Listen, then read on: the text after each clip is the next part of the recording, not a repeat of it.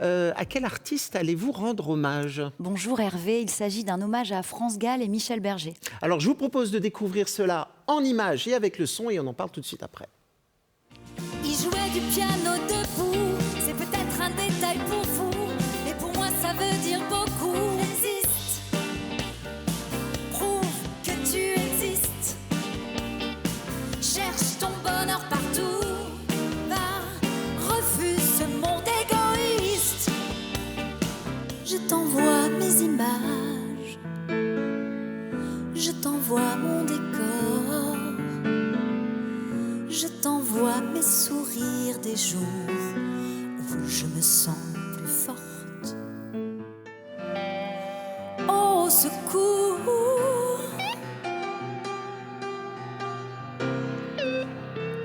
j'ai besoin d'amour. Des branches tout. Des branches tout.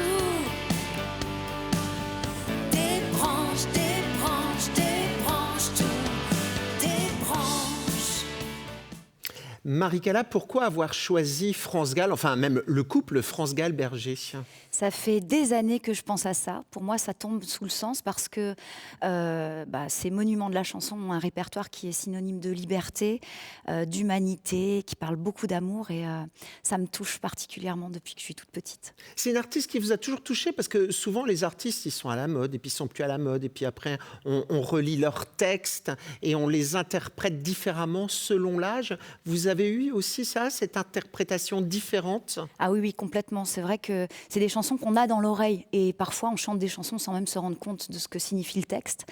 Et en grandissant, en devenant femme aussi, on interprète les choses complètement différemment. Et c'est assez énorme ce qui se passe dans les chansons de Berger.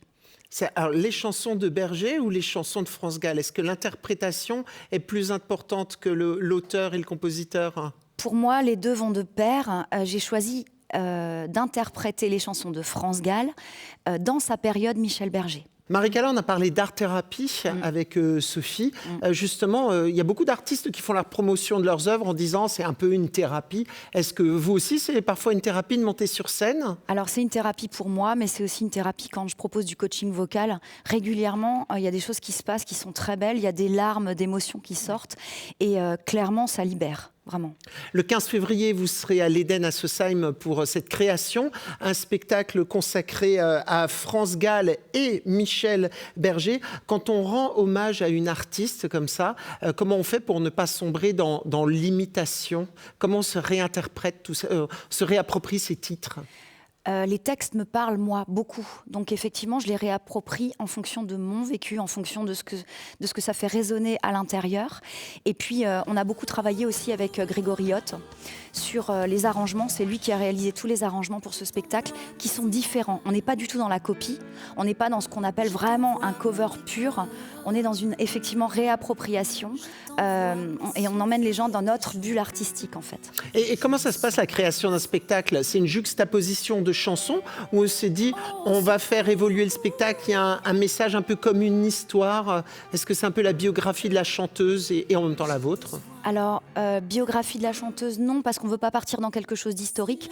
Mais effectivement, un spectacle, c'est une histoire. Et il y a des liens qui se passent, il y a plein de choses. Il y a beaucoup de gens qui disaient au début de la carrière de France Gall qu'elle minaudait, qu'elle n'avait pas de voix. Est-ce que techniquement, c'est dur de chanter du France Gall? Alors, ouais, en fait, j'ai moi-même été surprise. Souvent, on se dit « Ah, c'est facile ». Et puis, on a tous ces chansons dans la tête, on n'y réfléchit pas, on les chante naturellement. Mais cette simplicité qu'elle avait, c'est justement toute la difficulté de reprendre des chansons avec simplicité. Souvent, on a tendance à se cacher devant des effets vocaux, des choses un peu waouh. Alors que là, non, c'est tout l'inverse. Vous serez combien sur scène? Vous êtes avec qui? On sera 6, donc il y aura Grégory Hott au piano, Laura Strubel au clavier et au chœur. On aura Franck Bedez à la basse, Jérôme Spildener à la batterie et nous aurons Sylvain Troche à la guitare. Et beaucoup de public parce que c'est déjà presque complet à l'Éden, donc si vous voulez encore quelques places, dépêchez-vous.